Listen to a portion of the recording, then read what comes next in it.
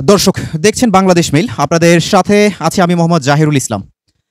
আজ আমাদের সঙ্গে আছেন গণ অধিকার পরিষদের উচ্চতর সদস্য এবং আসন্ন জাতীয় নির্বাচনে রংপুর ১ আসনের প্রার্থী হানিফ খান সজীব। আপনারা জানেন যে কিছুদিন পূর্বেই গণ অধিকার পরিষদ ৩৬ জুলাই উপলক্ষে ৩৬ জনের নাম প্রকাশ করেন এবং তার মধ্যে একজন এই হানিফ খান সজীব। তো সজীব ভাই, সবার আগে আপনার কাছে যা জানতে চাই, আপনার রাজনৈতিক যাত্রা কিভাবে শুরু হয়েছিল? আমার রাজনৈতিক যাত্রা শুরু হয় ২০১৮ সালের কোটা সংস্কার আন্দোলনের মধ্য দিয়ে।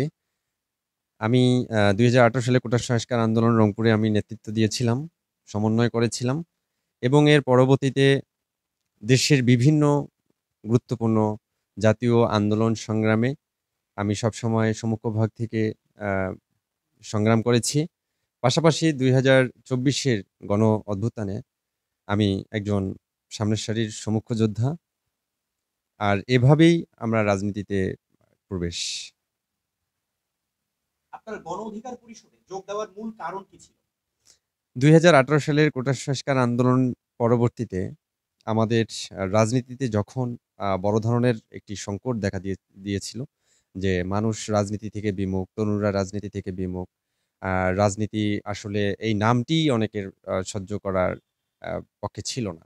তখন রাজনীতিতে সচেতন ব্যক্তিবর্গ যারা ছিলেন, তারা বিভিন্নভাবেই আমাদেরকে এটাতে অনুপ্রাণিত করেন এবং একটা পর্যায়ে আমরা আমাদের কোটা সংস্কার আন্দোলনের যারা নেতৃবৃন্দ ছিলেন, যেমন আমাদের ডাকসুর সাবেক ভিপি জনাব নুরুল হক নূর, আ আমাদের বর্তমান গণ অধিকার পরিষদের সাধারণ সম্পাদক রাশিদ খান এবং ১৮ সালের কোটা সংস্কার আন্দোলনের আহ্বায়ক হাসান আল মামুন, ফারুক এবং সারা দেশের গুরুত্বপূর্ণ নেতৃবৃন্দদের সমন্বিত আলোচনার মাধ্যমে আমরা গণ অধিকার পরিষদের যাত্রা শুরু করি এবং এভাবেই আমি আমার গণ অধিকার পরিষদে রাজনীতিতে সক্রিয় হই।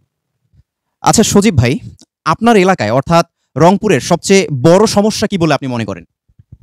আমাদের অঞ্চল রংপুর অঞ্চলের সবথেকে বড় সমস্যা হচ্ছে বাজেট বৈষম্য।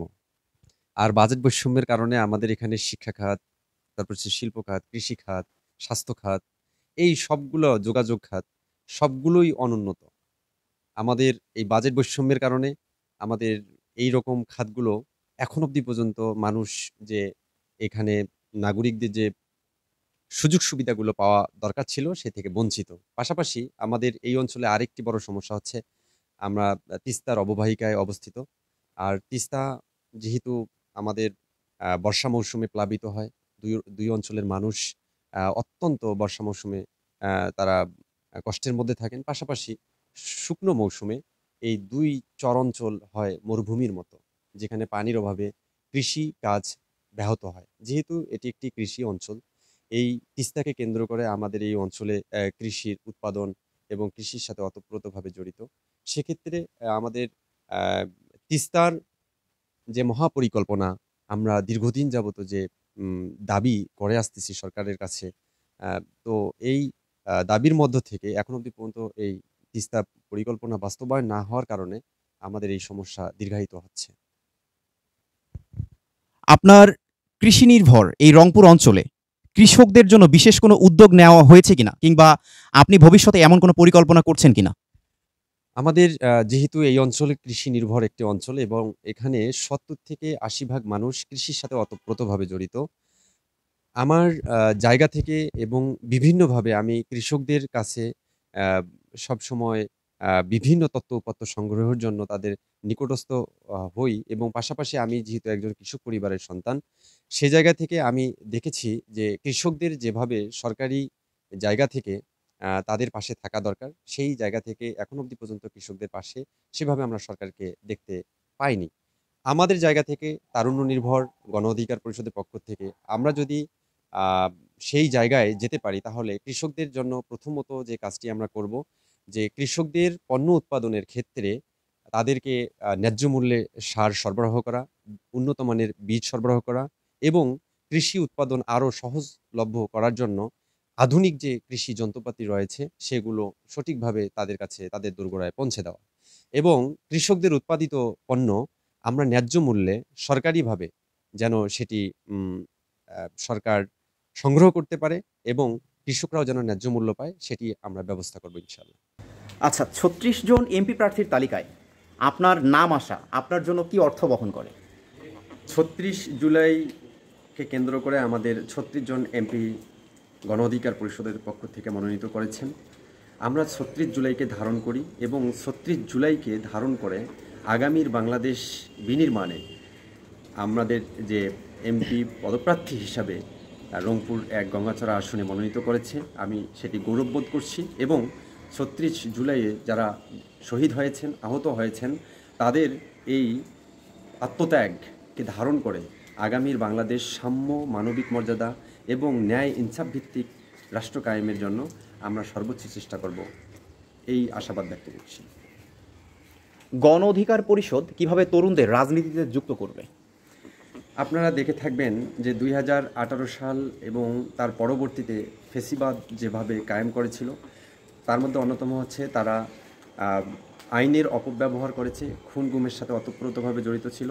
সবথেকে বড় যেটি, সেটি হচ্ছে রাষ্ট্রের অর্থ পাচার করে রাষ্ট্রকে বিকল করার একটা পায়তারা করেছে এবং তারা অবৈধ অর্থ সম্পদ বাইরের দেশে পাচার করেছে, যার কারণে এবং আমরা এখন অবধি পর্যন্ত যেটি দেখতে পাচ্ছি যে বিশেষ কিছু গোষ্ঠী দল তারা বিভিন্নভাবে সরকার এবং এই রাষ্ট্রের বিভিন্ন রকমের অপকর্মের সাথে লিপ্ত হয়ে গিয়েছে।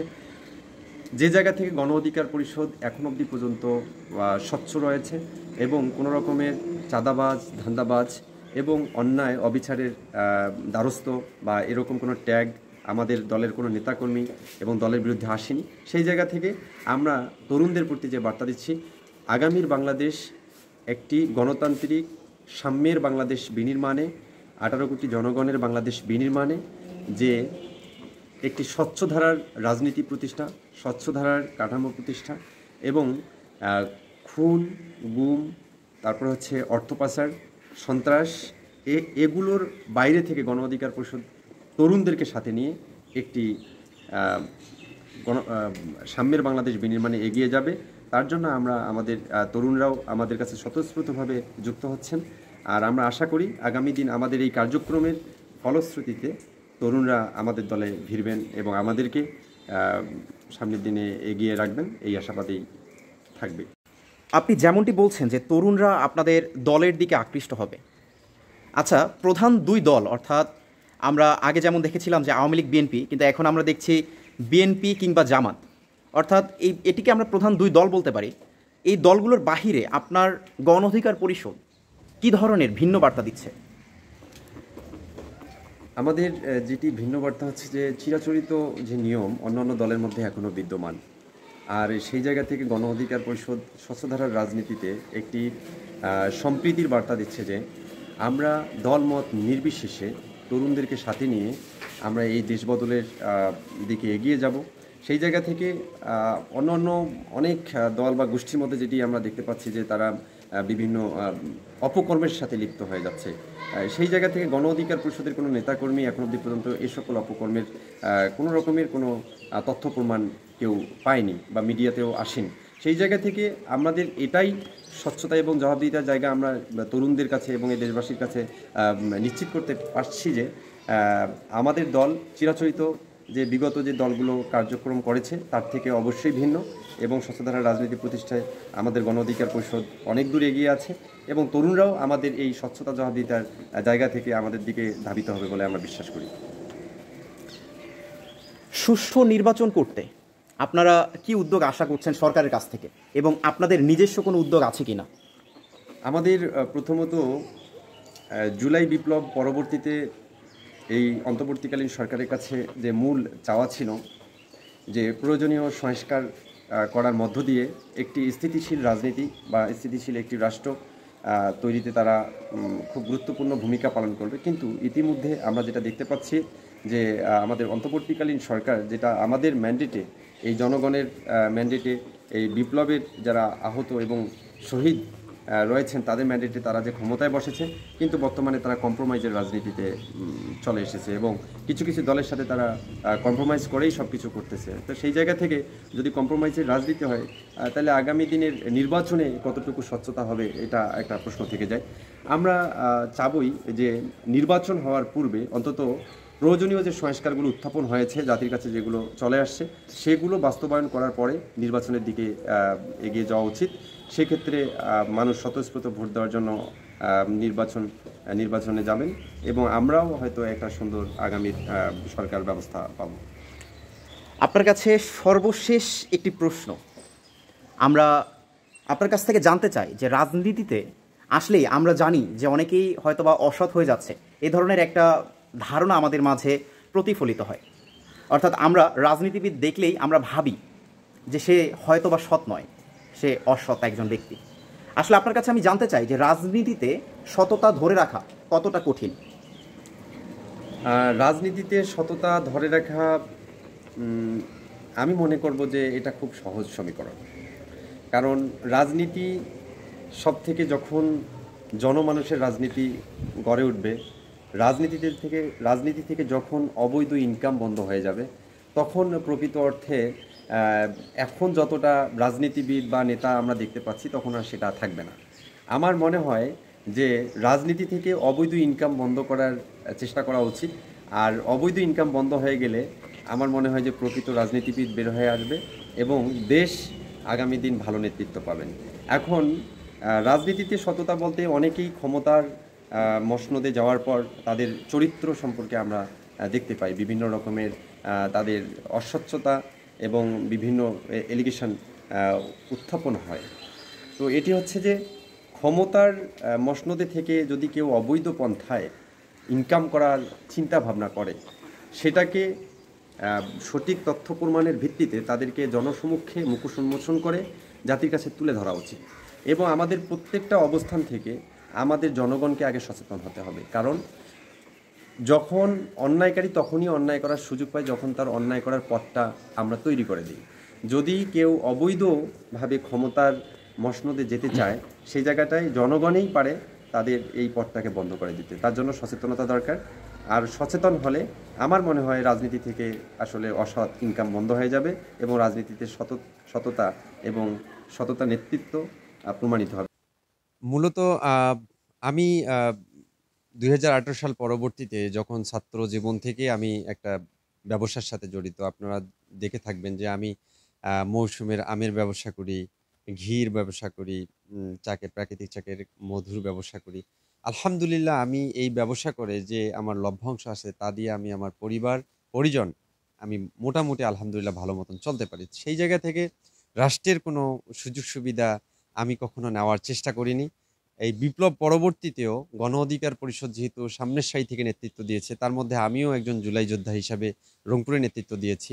কোনোদিন রাষ্ট্রের কাছ থেকে অবৈধ কোনো সুযোগ সুবিধা নেওয়ার কখনো বিন্দু পরিমাণ চিন্তা করিনি। সেই জায়গা থেকে মানে সবাইকে একটা জায়গায় চিন্তা করতে হবে যে এই রাষ্ট্রটা আমার, এই দেশটা আমার, এই দেশের প্রত্যেকটা মানুষ আমাদেরই। তাই তাদের জন্য স্বচ্ছতা এবং জবাবদিহিতার জায়গায় সুনিশ্চিত করে নিরপেক্ষভাবে তাদের জন্য কিছু কাজ করার যদি সৌভাগ্য হয়, এটাকেই আমাদের মনে হয় মূল বিষয়বস্তু হিসাবে ধারণ করে সামনের দিকে এগিয়ে চলা উচিত। এবং অবৈধ ইনকাম, যারা যে সকল রাজনীতিবিদ এবং যে সকল নেতাকর্মী বিভিন্ন দলের অবৈধ ইনকাম করার যে চিন্তা ভাবনা তাদের মধ্যে যদি কখনো এসে থাকে, সেগুলো পরিহার করা উচিত এবং জনগণকেও এটা ব্যাপারে খুব শক্তপোক্ত অবস্থান থাকতে হবে। কারণ তারা যদি অন্যায়ের বিরুদ্ধে একবার না উচ্চারণ করে, তাহলে জুলাই বিপ্লবের মতো যে কারো বিরুদ্ধে বিপ্লব সংগঠিত হওয়া উচিত। অসংখ্য ধন্যবাদ আরিফ খান সুজিতকে, আ- আপনাকে এবং বাংলাদেশ মেইলের সাথে এতক্ষণ সময় দেওয়ার জন্য। বাংলাদেশ মেইলের প্রতিনিধি, আপনাকেও অনেক ধন্যবাদ। দীর্ঘ সময় যাবত আপনি আমার সাথে বিভিন্ন বিষয় নিয়ে আলাপচারিতা করছেন। আগামীর বাংলাদেশ হোক সাম্যের বাংলাদেশ, আগামীর বাংলাদেশ হোক তরুণদের বাংলাদেশ, আগামীর বাংলাদেশ হোক এই দেশের আপামর জনগণের বাংলাদেশ। যে বাংলাদেশকে বিনির্মাণ করার জন্য এদেশের এত এত শহীদ হয়েছে, তাদের শহীদি আত্মার মাগফিরাত কামনা করছি। যারা জুলাইয়ে আহত হয়েছে তাদের সুস্থতা কামনা করছি এবং ৪৭ পরবর্তীতে যত শহীদ হয়েছেন তাদের মাগফিরাত কামনা করে আমি আমার বক্তব্য বা কথা